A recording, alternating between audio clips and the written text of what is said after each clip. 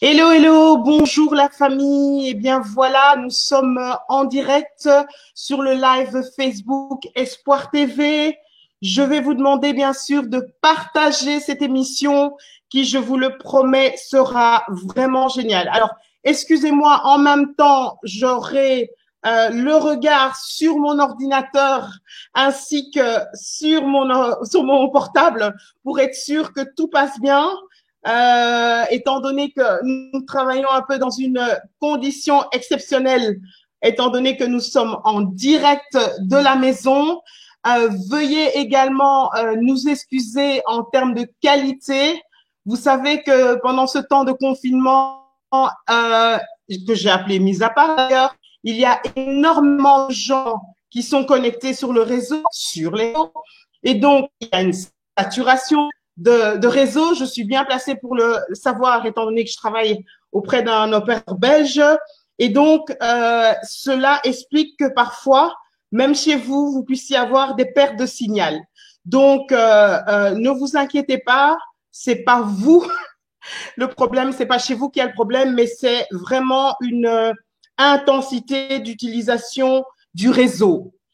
Alors voilà, euh, nous sommes très très contentes. Je suis particulièrement heureuse de pouvoir vous retrouver donc sur Espoir TV, donc pour ce live en direct sur Espoir TV.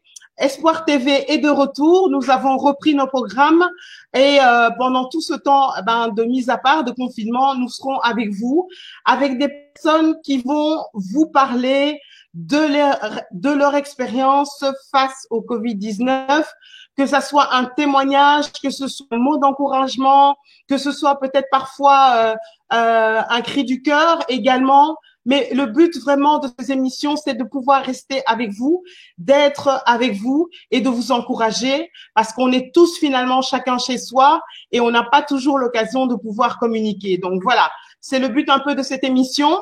Et aujourd'hui, j'ai le plaisir de recevoir quelqu'un que je connais depuis des années. C'est une femme de cœur, une femme d'honneur, une femme d'ambition, une femme de caractère, mais aussi une femme de foi. Et elle s'appelle Claudine Culin et elle va nous parler de son expérience Covid-19. Et vous allez voir que, la voir là comme ça, assise, toute belle là, devant vous, eh bien, c'est un véritable miracle. N'hésitez pas à nous contacter. Vous voyez les coordonnées s'afficher sur notre écran si jamais vous voulez également participer à une des émissions.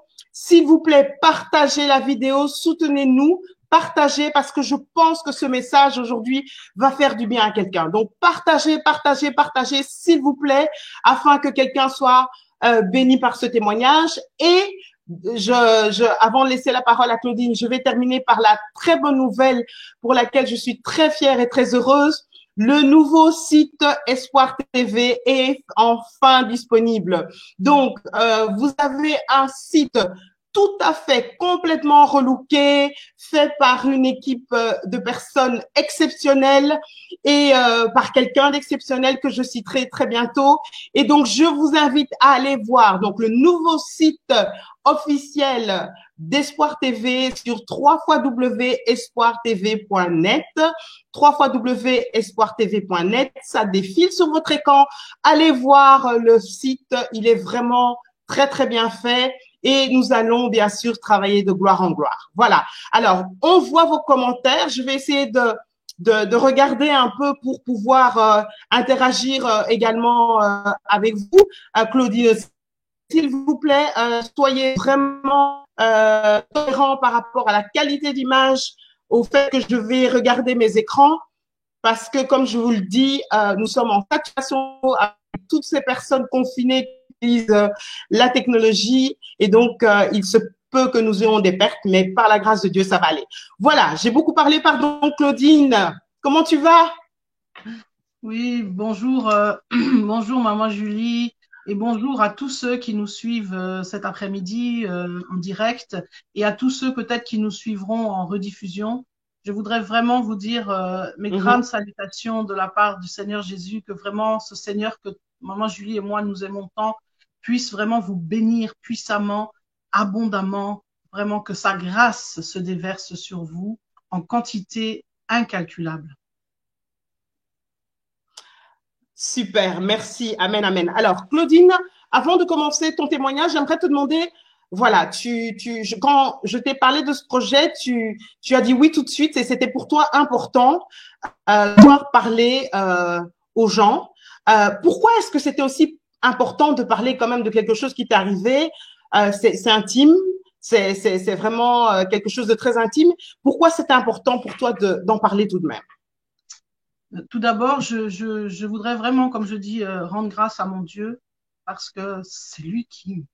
Je suis très bouleversée par ce qu'il fait dans ma vie et par ce qu'il fait dans la vie de beaucoup d'autres personnes. Et je voudrais vraiment lui rendre grâce parce que c'est lui qui est au contrôle de toutes choses. Et tu sais ce que je traverse parce que je suis toujours dans ce cheminement et ce que d'autres traversent bien plus pire que moi. Ça te rend très humble, ça te donne. J'ai beaucoup d'humilité pour tout ce qui se passe parce que ce n'est pas facile, évidemment, c'est pas évident. Et j'ai beaucoup d'humilité parce que je prends tellement conscience de la grâce que Dieu m'a faite. Il y a tellement de gens qui souffrent bien plus que moi. Il y a des gens qui sont sur des lits d'hôpitaux, qui sont à l'article de la mort. Mais Dieu, ce Dieu merveilleux que j'aime tant, c'est vrai, moi aussi, je suis rentrée dans cette maladie, entre guillemets. Mais ce Dieu-là, il me garde, il me préserve dans ces temps-là. Il a été avec moi, il m'a accompagné du début jusqu'à la fin, jusqu'à aujourd'hui.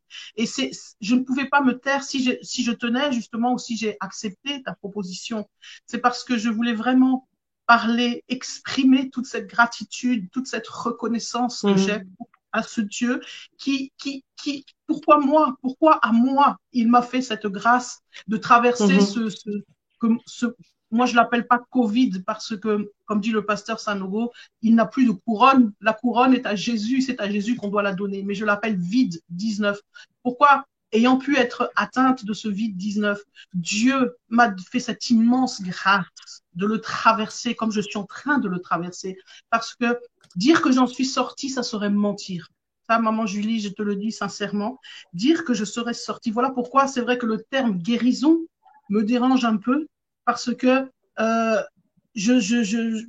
en tout cas, ce que moi je m'étais représenté par le terme guérison, c'est vrai que c'est différent de ce que je suis en train de vivre. C'est très difficile, mais si je peux l'exprimer en une phrase, c'est que je suis dans une paix profonde parce que je sens et je sais que Dieu est avec moi, que Dieu traverse, vous savez, ce passage quand on dit qu'on traverse la vallée de l'ombre de la mort. Toutes les personnes qui sont atteintes du Covid-19, je voudrais vous dire qu'elles traversent la vallée de l'ombre de la mort. Mais vous la traversez pas toute seule. Vous sentez cette présence qui est là, qui vous aide à la traverser. Et c'est ça, j'avais envie justement de témoigner peut-être cela, de partager cela parce que il y a comme on le sait, il y a d'autres qui sont peut-être dans ces situations et qui sont peut-être dans des angoisses incroyables parce que ça crée l'angoisse, on en reparlera. Mais voilà un peu. Vous m'excuserez, tu m'excuseras, vous m'excuserez. Vous savez, moi, je suis tellement fatiguée de tout ce qui n'est pas vrai. Je sais pourquoi je suis vrai. Qu'on pleure ou qu'on rit ou on est vrai. Et là, je serai vrai avec vous. Peu importe que les émotions me submergent, peu importe ce qui se passe. Ce qui compte, ce n'est pas moi, mais c'est Jésus. C'est que Jésus, que les gens qui nous suivent, ils voient Jésus et qu'ils s'accrochent vraiment profondément à ce Jésus. Je pense que ce que tu essayes de nous dire, c'est que c'est une expérience qui est également très traumatisante d'un point de vue humain. Bien sûr, la foi aide à tenir et soutient même, mais c'est une expérience très, très humainement, très éprouvante. Et donc, je pense qu'il faut un certain temps, un processus pour pouvoir guérir totalement, également d'un point de vue émotionnel, je pense, non? C'est pas tout à fait ça, maman Julie. Ce processus, c'est ce qu'expliquait mon pasteur, qui est le pasteur Samuel Peter Schmidt de la Porte Ouverte. C'est ce qu'il expliquait. Tous les gens qui ont, moi je dirais même si ça peut sembler bizarre et choquant, la grâce de passer par ce Covid-19, entre guillemets, ils expérimentent, en tout cas pour tous ceux qui cherchent Dieu, qui aiment ce Dieu, ils expérimentent une nouvelle dimension, le pasteur Samuel parlait d'une nouvelle naissance, d'une deuxième ou Mais Oui. c'est un peu vraiment ça. C'est entrer dans cette nouvelle dimension avec Dieu. Alors évidemment, c'est bouleversant. Ça nous bouleverse, ça, parce que cette nouvelle dimension, Maman Julie, bouleverse tout. Ça bouleverse tes certitudes, ça bouleverse tes principes, ça bouleverse tout, donc évidemment ton être émotionnel. Mais ça remet tous les fondements, même, je te dis, sont ébranlés. Parce que ça bouleverse tout pour. Moi, bon, je sais que c'est pour le bien, parce que c'est pour bien mettre, comme on dit, les bonnes fondations et les bons fondements au bon endroit. Alors, quel est selon toi le message que Dieu, sans rentrer dans les détails, avant de vraiment rentrer dans le témoignage, quel est selon toi le message que Dieu veut faire passer au travers de cette terrible épreuve en ce temps de crise? Maman Julie, tu sais, moi, je n'ai pas la prétention d'avoir eu un message. Ça serait vraiment prétentieuse de te dire, Dieu m'a parlé, Dieu m'a donné un message là, et je viens et je vous dis, peuple de Dieu, écoutez-moi, j'ai un message. Non. Mais c'est vrai qu'au travers de tout ce que je traverse, Dieu parle. Si je disais que Dieu me parlait pas, je mentirais. Dieu Mhm. parle, Dieu te fait percevoir des choses. Et moi, ce que je perçois, ce que évidemment entre guillemets, j'en comprends parce qu'on ne comprend pas tout. Il y a tellement de choses qui sont sans question. Et Dieu veut peut-être qu'on reste dans ce. Voilà, il veut peut-être qu'on soit là pour qu'on puisse justement tellement s'accrocher à lui parce que la raison n'arrive plus à suivre, on ne comprend pas ce qui se passe. Ce que moi, je ressens fortement de ce temps dans lequel nous sommes, c'est vrai que Dieu, sincèrement, parle à l'Église. Le message, pour moi, il est évidemment, en tant que chrétienne, je le vois de cette lecture-là, qu'il parle à l'Église, on s'est tellement éloigné de notre Dieu. L'Église s'est éloignée, l'Église s'est corrompue, l'Église, c'est terrible. Et je crois que c'est Mhm. un appel profond à la repentance chacun individuellement, mais c'est vrai aussi en tant que corps de Christ. Mais ça concerne, comme je dis, particulièrement les dirigeants, enfin ceux qui ont la charge, je veux dire, d'une église locale. Mais nous faisons partie de ce corps. Nous, à mon niveau, c'est vrai que je suis interpellée personnellement. Mais c'est un réel message vraiment à la repentance. Parce que Christ, Jésus veut revenir chercher son épouse. Il veut pas venir chercher l'église, il veut venir chercher son épouse. Et aujourd'hui, lorsqu'il regarde ça fait, maman, ça fait très mal parce que lorsqu'il Mhm. voit, ça attriste son cœur. Et je crois que quelque part, ce qui s'est passé, alors que ça soit, moi, je rentre pas dans tous ces débats sur oui, c'est ceci, c'est cela, je sais pas, c'est la fin des temps, c'est ceci, moi, j'en sais rien. C'est une Justement, interpellation, c'est une voilà, interpellation, c'est une une interpellation. interpellation. Et justement, parce que je veux en savoir plus, eh bien, ça m'interpelle à aller lire ma Bible tous les jours. Je veux savoir. Je me dis non, justement parce que j'ai envie d'avoir des réponses. Est-ce que c'est le ceci? Est-ce que c'est le sceau de ça? Est-ce que c'est le septième sceau? Est-ce qu'on est dans la fin des temps? Est-ce que je lis dans ma Bible? Je sais qu'il y a toutes les réponses.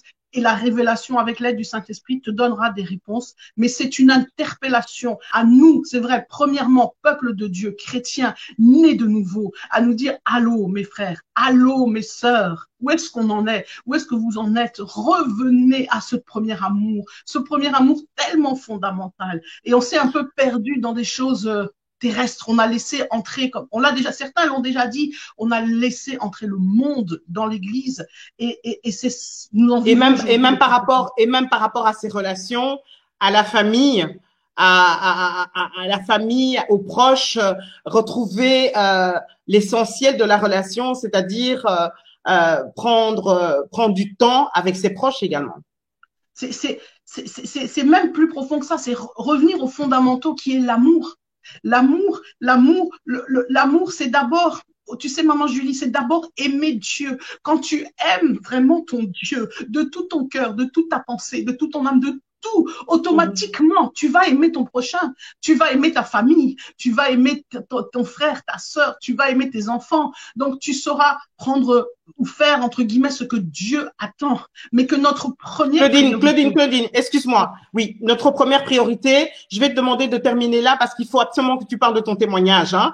Pour ceux qui viennent de nous rejoindre, excuse-moi, pour ceux qui viennent de nous rejoindre, voilà, bienvenue en tout cas sur Espoir TV, le live Facebook. Nous sommes avec Claudine Culin qui est en train de nous parler de son expérience Covid-19. Elle a été atteinte, elle a été contaminée. Elle va nous expliquer dans quelques secondes comment et comment ça s'est passé, comment ça se passe encore. Vraiment, je vous encourage. Je vois que vous êtes nombreux à le faire déjà et merci tout plein de partager cette vidéo, non pas pour les vues, c'est pas ça le but, mais que ça puisse faire du bien à quelqu'un parce qu'en ce moment, tout le monde a besoin de ne fût-ce qu'une parole d'encouragement. Si on a tous un rôle à jouer maintenant, c'est d'encourager. D'accord? Alors, s'il vous plaît, partagez. Pardon pour la qualité. Comme je l'ai expliqué, on est dans un réseau, dans une époque où le réseau est saturé. Et bon, voilà, la qualité est celle qu'elle est. Mais on essaie quand même d'être ensemble pendant ce temps. Et n'hésitez pas à aller voir notre site internet www.espoirtv.net qui a fait peau neuve. Alors, Claudine, tout ça commence comment? C'est…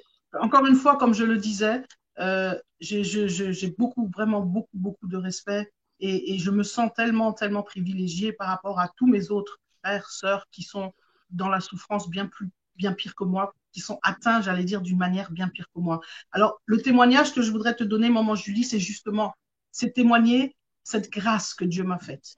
Comment tout cela a commencé, maman Julie, c'est que il y a 15 minutes, s'il te plaît, essaie de tout dire parce que c'est très important. Je vais essayer de le dire en 15 minutes. C'est pas facile parce que moi-même aussi, parfois, j'essaye de comprendre et j'ai pas tous les éléments. Je pourrais dire, pour moi, je pense que tout a commencé en décembre.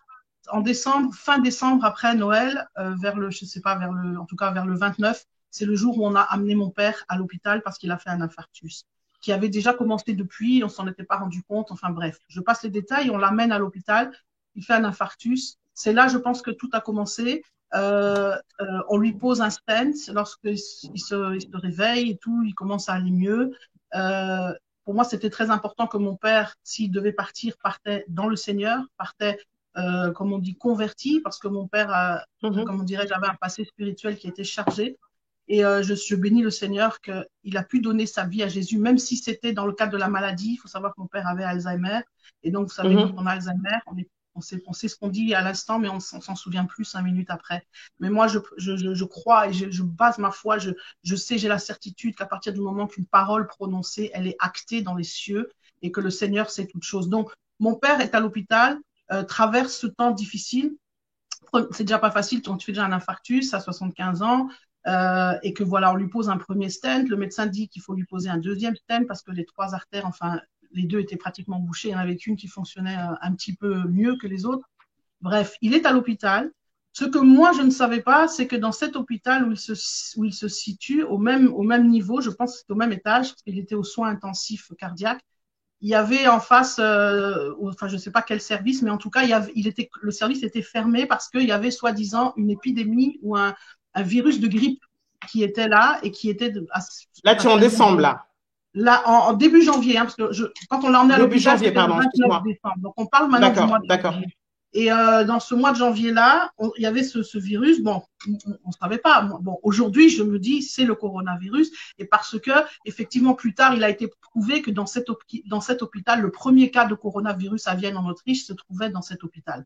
Donc, on est dans cet hôpital et mon père, effectivement, il allait mieux. Et d'un seul coup, il périclite, comme on dit, hein, il chute. Hein. Et moi, j'ai commencé, à ce moment-là, j'étais plein de conviction, de foi, qu'en priant, etc., voilà, mon père va ressusciter. Et c'est en fait ce qui s'est passé. On a prié. Mon père selon les médecins, on dit, d'un seul coup, ils ont dit qu'il a fait une pneumonie. En général, le monde médical, ce sont les médecins, que moi je suis pas médecin, mais qui m'ont dit qu'un patient qui est déjà à l'âge où il est, ou à mon père, qui est en état de faiblesse de corps, comme il a eu un infarctus de pose de 2 stents, si tu fais une pneumonie, c'est radical. En général, c'est très rare que tu y survives. Et en plus de Mhm. ça, le médecin disait que oui, il a aussi chopé soi-disant une bactérie ou un virus. Donc, il était mis d'un seul coup en chambre clos, isolé, etc. Tout le personnel habillé, enfin, vous voyez, comme ils sont habillés maintenant avec le coronavirus. Mais ils n'arrivaient pas à dire c'était quoi. Ils ne trouvaient pas cette soi-disant bactérie, mais ils ont juste trouvé qu'il y avait quelque chose. Donc, pour moi, c'est clair que, voilà, il a attrapé le virus. Pour moi, bon, ça, c'est mon interprétation. Et moi, c'est vrai qu'à partir de ce moment-là, moi, j'étais évidemment tout le temps près de lui, avec lui, je le touche, je lui impose les mains, je prie, j'ai même fait l'onction d'huile. Et donc, j'étais en contact direct avec lui. C'est vrai que moi, à un moment donné aussi, je commençais à me sentir pas bien, avoir ces symptômes comme la plupart des gens ont tous, un peu grippaux, un peu, bon, je me dis, ouais, c'est rien, comme tout le monde, on se dit tous, c'est rien du tout, Mhm. etc. Et en plus, dans la situation, vous imaginez cette situation, votre père est en train de mourir, j'avais autre chose à penser qu'à ma santé, en fait. Hein. Donc, j'ai simplement essayé Oui. de me protéger. Dans les moments où j'étais mal, j'allais pas le voir. Et puis, on a prié, on a prié, on a prié. Et je vous assure, ça, pour moi, ça a été le premier témoignage. Dieu, même les médecins avaient dit à mon père, on vous donne, c'est fini, quoi. On ne va pas passer la journée, ou il fera peut-être 2 jours, mais tous les médecins avaient dit que c'était terminé. Et malgré ça, Dieu a fait ce miracle que mon père est revenu à la vie. Quand je dis revenir à la vie, c'était ça. Il fallait voir l'état. Pour ceux qui travaillent dans le monde médical, quelqu'un qui est en train de mourir, vous voyez son état, il est presque cadavéré. Mon père était revenu à la vie. Il a recommencé à parler. Alors que c'était difficile, à déglutir. D'abord, la première chose, c'est de pouvoir à nouveau déglutir. Donc, à parler, à manger, à boire. Et donc, à partir de là, on s'est dit, il faut qu'il sorte de l'hôpital. Les médecins étaient surpris, n'ont pas compris, etc., ce qui s'est passé. On l'a sorti de l'hôpital, on l'a mis en soins palliatifs parce que pour les médecins, ils disaient quand même de toute façon, bon, oui, c'est vrai, on n'a pas compris, c'est un peu comme un miracle, mais bon, de toute façon, il ne va pas en avoir pour longtemps, il ne peut pas s'en sortir. Enfin bref, on est parti en soins palliatifs. Pareil, là-bas, c'était magnifique parce que c'était en plus un endroit tenu par des bonnes sœurs, etc. Et il s'en est sorti, il est allé dans un foyer, après dans ce qu'on appelle un EHPAD en France ou un home, comme on dit en Belgique, parce qu'il n'y avait pas le moyen de le garder à la maison. Et moi, pendant ce temps-là, j'allais bien, j'allais pas bien, tout au niveau de la santé. En fait, j'ai même pas eu le temps de faire attention à moi. Et on arrive le mois de février, et moi, j'avais déjà prévu depuis longtemps d'aller enfin à ce jeûne et prière de mon église à Mulhouse, parce que bon, étant en Autriche, mon église, elle est un peu, c'est ça qui est terrible, mais bon, voilà, elle est un peu sur Internet parce que j'ai pas d'église locale. Non pas qu'il n'y ait pas d'église en Autriche, mais bon, c'est comme ça. Bref, ça s'est fait comme ça que je me suis retrouvée à être connectée avec l'église de Mulhouse. Et j'ai dit, je vais au jeûne et prières à Porte Mulhouse. Et ouverte, donc, hein. je suis partie. C'est le Seigneur m'a fait. Si ce que je te raconte, c'est parce que le Seigneur me l'a remémoré. Je suis partie à Mulhouse. Il y avait beaucoup d'opposition justement. Il y avait plein de choses qui n'allaient pas. Mon corps, j'étais malade. Les enfants aussi étaient. Enfin, les enfants étaient, ça allait, mais surtout moi, j'avais de la fièvre, et je disais non, c'est l'ennemi. Il faut Wow. que j'aille à Mulhouse. Bon. J'arrive quand même à Mulhouse, c'est là la grâce de Dieu. Vous imaginez, je n'ai pas de voiture, je suis partie en train. Dieu me soutenait, me donnait la force. Et j'arrive et on fait la semaine donc à Mulhouse de jeûne et prière, merveilleux, un temps vraiment incroyable où Dieu, pendant toute cette semaine, j'étais comme transformée, comme guérie, comme transformée, parce que les symptômes que j'avais en arrivant à Mulhouse avaient disparu du jour au lendemain. Mhm. Donc on a passé une semaine formidable. Et lorsque je suis rentrée de Mulhouse, pour rentrer en Autriche, bon, je suis passée par la Belgique où j'ai rencontré quelques amis qui me sont très très proches et je ne pouvais pas rentrer sans les voir. Et en rentrant en Autriche, d'ailleurs, j'étais malade, toujours malade, mais je me rendais pas compte. Je veux dire, Dieu, d'abord, bon, je me rendais pas compte de ce que j'avais, mais je me rendais pas compte non plus que j'étais atteinte, sérieusement atteinte, quoi. J'avais de la fièvre, je me rendais même pas compte. Je prenais en plus, à l'époque, je prenais même pas le Doliprane, mais je prenais du Nurofen, ce qui est pas génial. Mais donc, Dieu m'a gardé, Dieu m'a permis de rentrer. Franchement, j'étais à 2 doigts de rester en Belgique parce que j'étais très mal, vraiment très, très mal. Je ne savais pas par quelle force je pourrais rentrer. Donc, si je récapitule, tu te retrouves pratiquement 2 mois, en étant éventuellement contaminé par le coronavirus Mhm. sans le savoir. Sans le savoir, exactement. Donc, quand je suis rentrée, c'est là où je l'ai su, c'est que, évidemment, à la fin du mois de février, on commençait à voir, les gens commençaient à beaucoup parler de ça et on commençait à être alertés de ça. Et donc, je rentre en plus en fin février. Euh, Moi, toute contente, je pensais que j'allais retrouver mon père en forme, etc. Je vais passer 3 jours chez ma mère. Quand je rentre, je vais pas chez moi directement parce que j'avais pas de chauffage et tout. Enfin bon, bref, je passe 3 jours chez ma mère. Et, je voulais pas aller voir mon père parce que comme j'étais vraiment pas bien, là, j'ai dit non, je peux pas aller le voir si en plus il va mieux et tout. Comme on sait, quand on est malade, on va surtout pas voir un malade et on va pas voir non plus des vieilles personnes quand on n'est pas bien. Donc, j'étais toute contente. Et la nouvelle arrive le dimanche, le week-end, la santé de mon père vraiment complètement périclite et on comprenait même pas parce qu'il était super bien. La semaine où moi j'étais à Mulhouse, mon frère était venu avec sa famille, ils ont passé un super temps ensemble, mon père était en forme, je voyais encore les photos, les vidéos. Et donc, bref, moi je suis chez ma mère et le lundi matin, le 2 mars, on nous appelle, le foyer nous appelle, écoutez, en tout cas, il faut venir parce que votre père, il est en train de mourir. Et là, je me suis dit, de toute façon, j'y vais. Là, il faut que j'y aille. Il faut que j'y aille parce que bon, que je sois malade ou pas, de toute façon, c'est peu importe. Hein, je vais pas le contaminer. Enfin, tu vois, je disais, j'y vais. Et je suis allée au foyer. J'ai passé toute la journée auprès de lui à prier, à nouveau à prier, à dire c'est pas possible. Je m'en suis même voulu d'ailleurs. Je me suis dit peut-être que j'aurais pas dû aller à Mulhouse. Fallait que je reste là pour continuer à prier pour mon père parce que ce que je dis pas, c'est que dans ce temps, c'était aussi un combat spirituel. Mais bon, ça, on en parlera un autre jour. Et donc, j'étais là à prier, mais je sentais que quelque part, je savais que voilà, Dieu a décidé de le reprendre. Donc, dans la nuit, moi, je suis restée toute la journée jusqu'au soir et je pouvais pas rester, je serais restée avec aussi la nuit, mais je pouvais pas parce que j'ai les enfants. Donc, ma mère m'a relayée et c'est elle qui est restée avec lui. C'est elle qui a vécu ses derniers soupirs parce que dans la nuit, justement, du 2 au 3, c'est là où il est décédé. Donc, le 3, le matin, j'apprends ça. Comment dirais-je, j'étais pas sous le choc parce que je m'y préparais, mais j'étais un peu c'est comme si, bon, tu sais, on est dans un autre monde, hein, chacun réagit différemment. Ouais. Et moi, tout ce que je savais, c'est que de toute façon, il est auprès du Seigneur, c'est le mieux, c'est le mieux, c'est le mieux, c'est le mieux. Et c'est le 3 au soir, en fait, parce que c'était aussi, l'école avait repris, les enfants avaient repris le lycée. Le 3 au soir, c'est là que j'apprends la nouvelle. Sur le site donc de notre église, la Porte Ouverte, où il avait fait mention qu'il y a des cas de coronavirus, etc. Et puis bon, j'entends aux informations, on commençait déjà à mal parler de l'église et tout. Et moi, je me suis dit, bon, bah, si ça se trouve, je vais quand même me faire tester. Je faisais toujours pas le lien vraiment entre ce que j'avais, mes symptômes et ça. Et quand on s'est fait tester en Autriche, le système, c'est que quand tu te fais tester, tu restes chez toi, on vient te tester à la maison.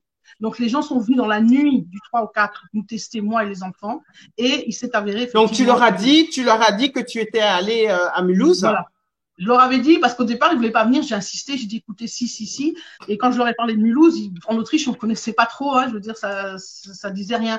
Mais j'ai dit, voilà, là-bas, il y a des cas et tout. Bon, j'ai insisté, finalement, ils ont quand même accepté, ils sont venus. Et heureusement, enfin, ils ont bien fait, ils sont venus nous tester. Et donc, le verdict est tombé vendredi que j'étais positive avec les enfants. Donc, les enfants aussi étaient positifs. Donc, tous les 3, nous étions donc positifs.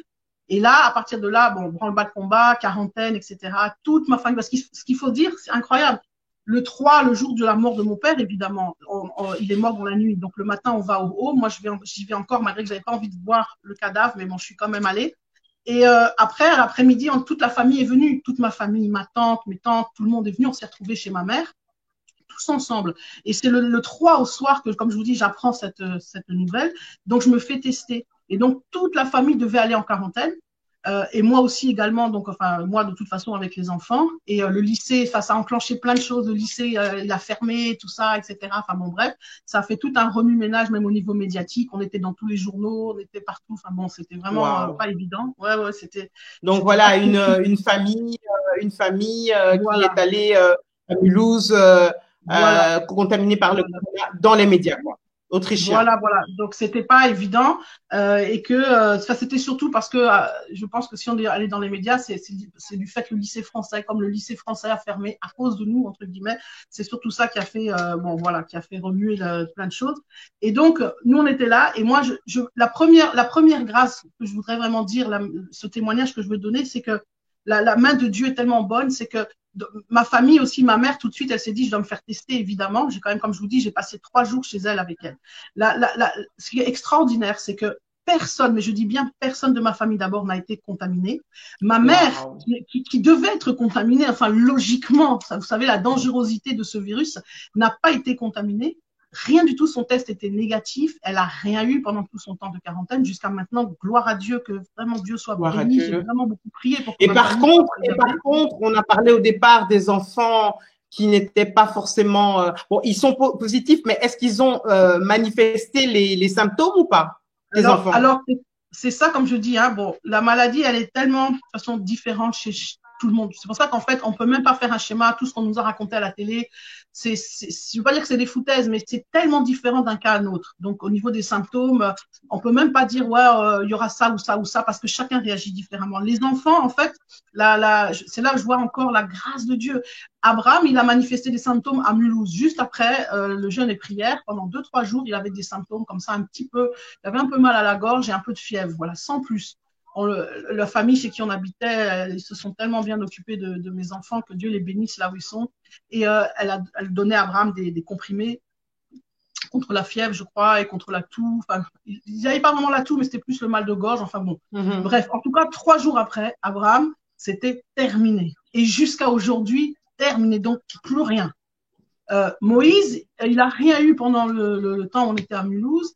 Il a pratiquement rien eu parce que Moïse, c'était celui pour lequel j'avais le plus de crainte parce qu'il est fragile des bronches, il fait des bronchites asthmatiques, il a un peu de l'asthme. Donc, vous voyez, il fait partie de ces populations même à risque, mais il n'a rien eu. Et seulement lorsqu'on est rentré à Vienne, peut-être une semaine après, il a eu peut-être pendant un jour, comme ça, une fois, un peu de la fièvre, un petit peu de la toux. Mais ça, c'était, voilà quoi, tout de suite, bon, moi, je priais, j'implorais la grâce de Dieu et j'ai vraiment, vraiment, vraiment prié, imploré la grâce de Dieu pour que, en tout cas, je dis, Seigneur, s'il te plaît, mes enfants, préserve-les parce que, et même moi, je lui disais, Seigneur, je sentais, en fait, pourquoi je dis que cette maladie, c'est spirituel? Parce que je sens, c'est vraiment le mal qui essaie de rentrer comme ça en toi. Parce que moi, j'avais Une oppression, une oppression.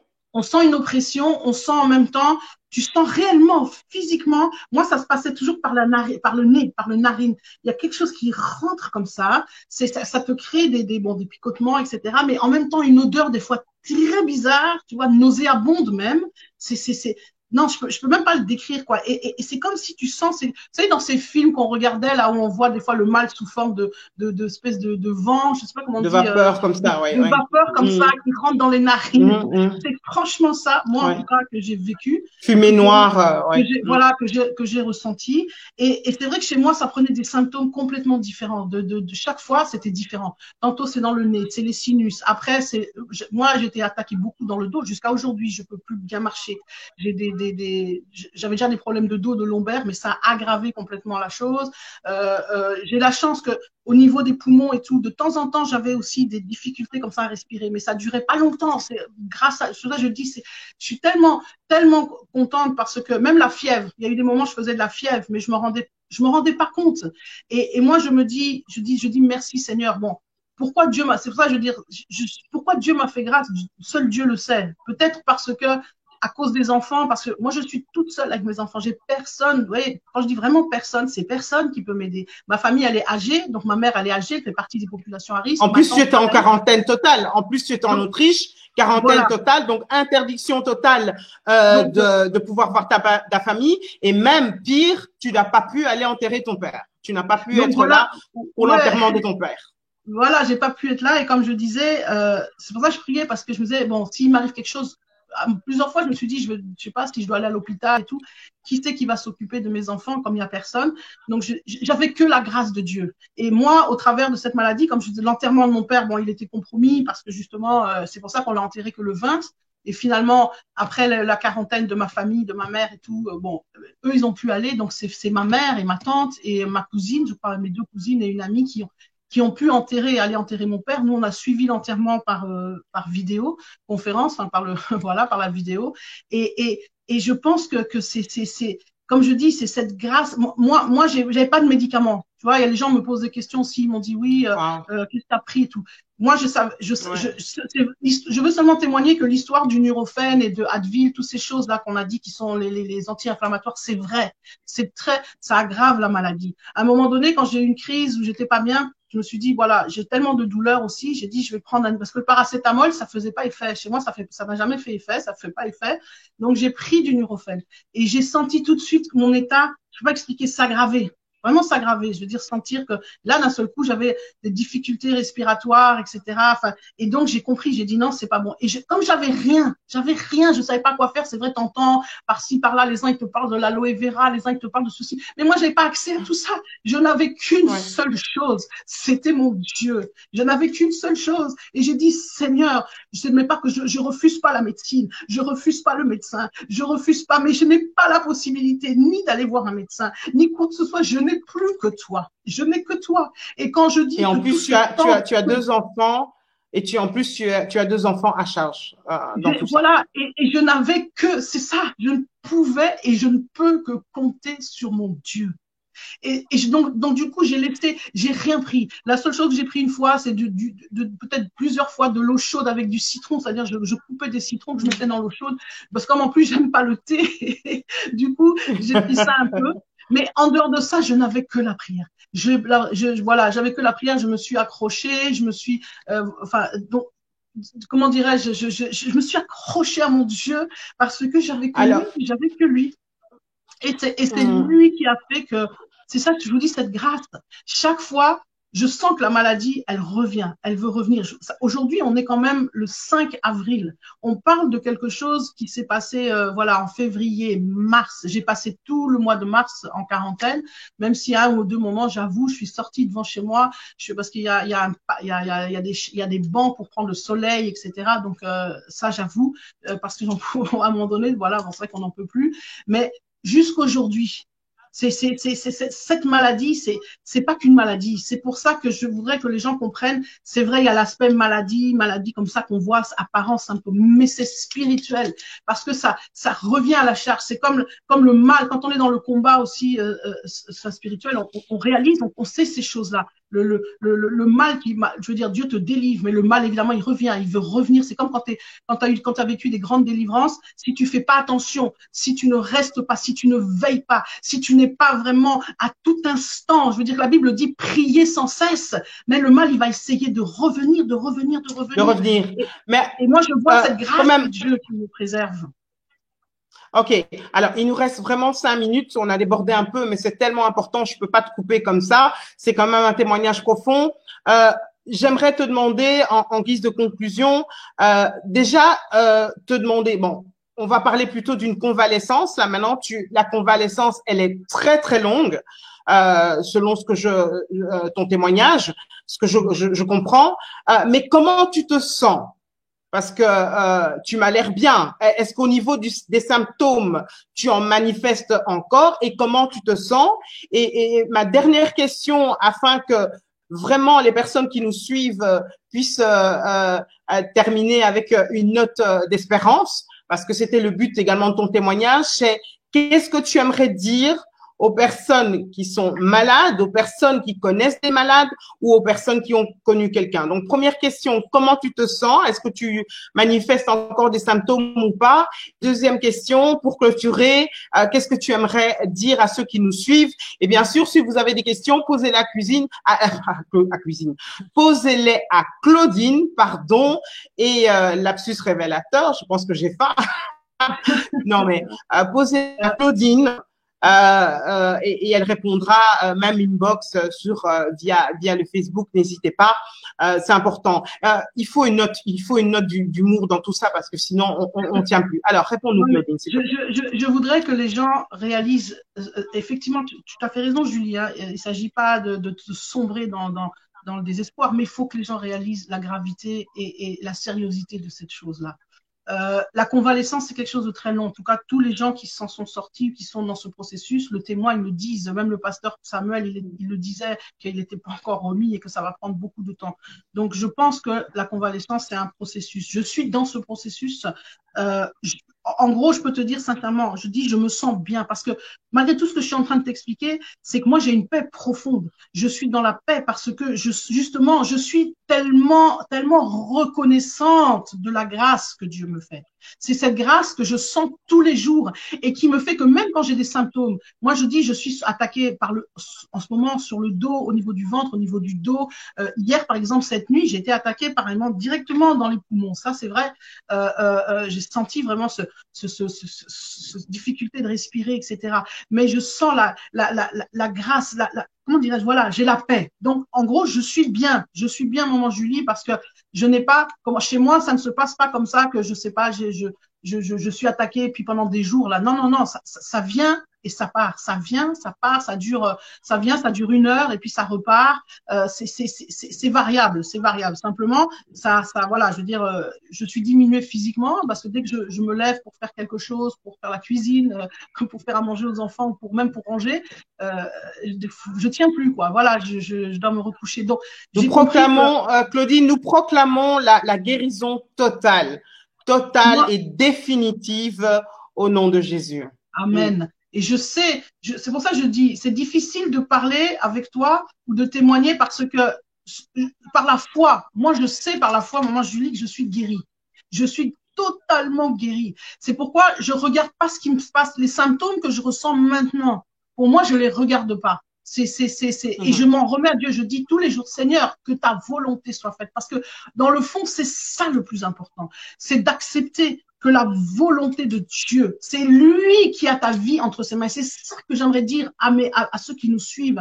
C'est lui, c'est pas toi qui es le chef de ta vie. C'est lui qui a ta vie entre ses mains. Et il faut être capable de lui dire, comme on dit, dans la souffrance comme dans la joie, dans l'incompréhension comme dans la compréhension, comme dans la clarté. Il faut être capable de dire, Seigneur, Amen. Tu as ma vie entre tes mains. Fais de moi ce que tu veux. Fais de moi ce que tu veux. Parce que l'objectif, c'est encore une fois, c'est ça, en tout cas, le message de ce temps-ci, c'est le salut. L'objectif, c'est pas notre vie ici sur terre. C'est pas le fait que tu vas vivre 80 ou 100 ans ou je sais pas, gloire à Dieu si c'est le cas. C'est pas le fait que tu vas te marier, avoir des enfants, avoir une maison, tout ce que tu veux, si c'est le cas, gloire à Dieu. Mais c'est le salut. Si Dieu décide, vous savez, là, moi j'aime Paul, je dis toujours Paul, pour moi c'est mon modèle, je veux devenir un Paul féminin.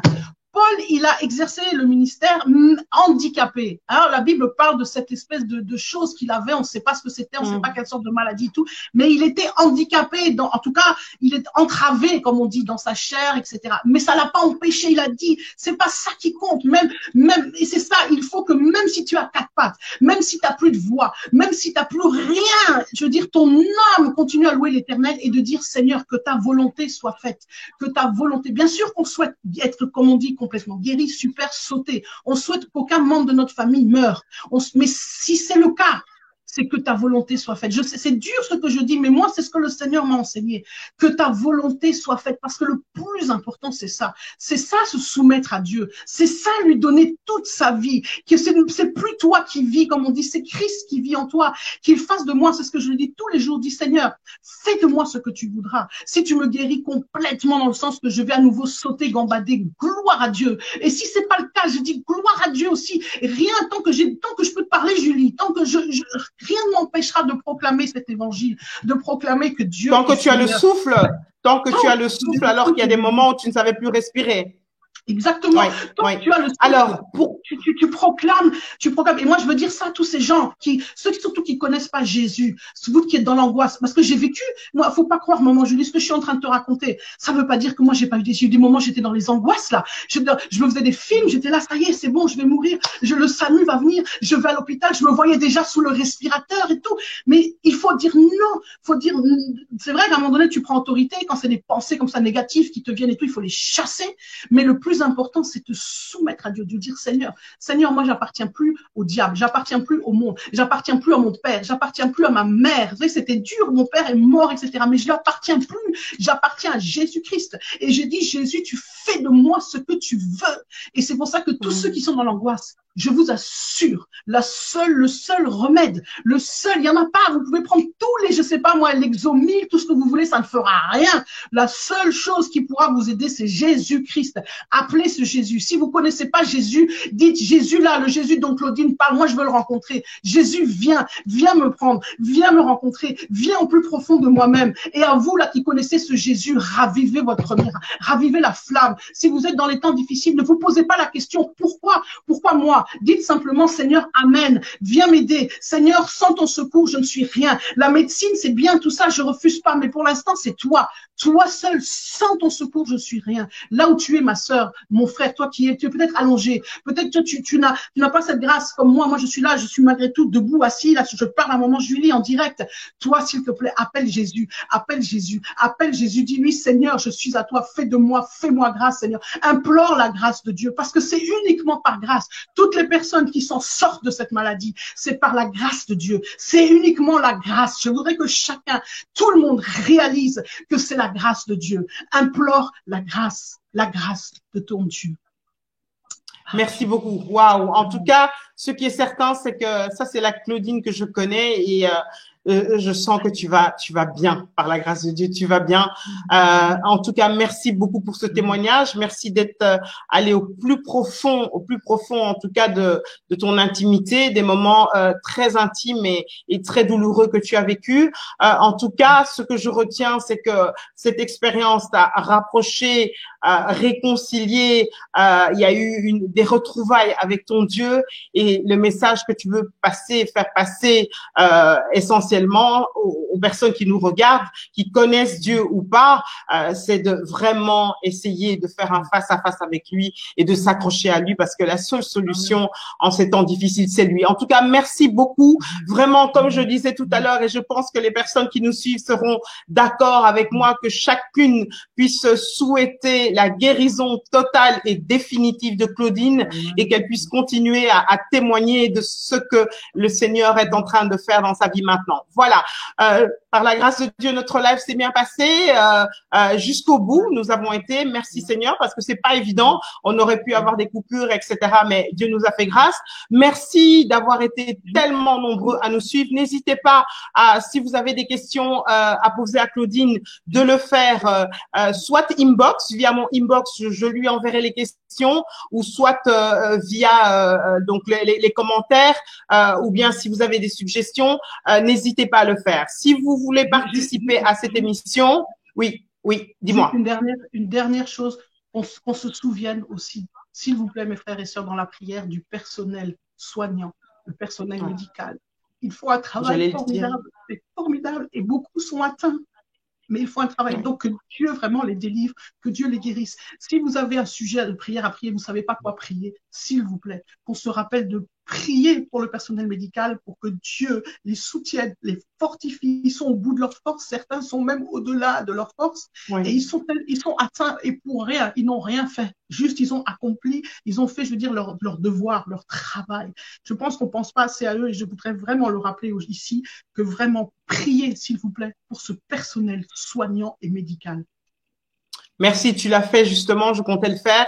Donc, n'hésitez pas à nous contacter. Et effectivement, pour terminer, j'aimerais vous dire donc à tous merci d'avoir participé à cette émission. Une des prochaines émissions, justement, nous aurons avec une infirmière qui va nous expliquer un peu comment ça se passe. Elle est en plein dedans. Et donc, si vous avez des témoignages, n'hésitez pas à me contacter, c'est le but. De toute façon, on a encore un petit temps à la maison, donc autant utiliser ce temps pour s'édifier et s'encourager. Voilà. Et pour lire, bien sûr, et pour lire la Bible. Voilà, nous avons fini. Merci à tous ceux qui nous ont suivis. On vous retrouve très bientôt. De toute façon, ça sera annoncé pour une prochaine émission. En attendant, que Dieu vous garde. N'oubliez pas d'aller voir le nouveau site Espoir TV, www.espoirtv.net. Et surtout, restez chez vous. Restez chez vous dans la mesure du possible. Ça aide. C'est la seule solution que nous avons pour l'instant pour éviter de propager la maladie si on est atteint. C'est de rester chez soi. Prenez soin de vous, prenez soin des autres et surtout, pensez à Dieu. Je pense que ça va vous faire du bien. Voilà, à très bientôt. Bye bye. Bye bye. Merci Claudine. De rien. Restez à la maison. Restez à la maison.